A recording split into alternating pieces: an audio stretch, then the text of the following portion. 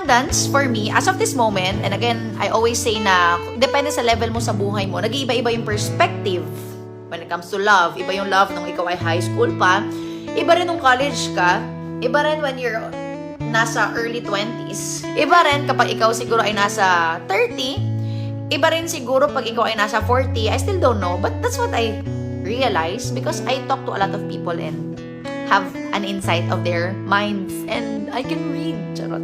So, yun. So, when it comes to abundance sa stage ko ngayon, ito ay, no, abundant. Walang shortage. Abundant, ibig sabihin, tuloy-tuloy.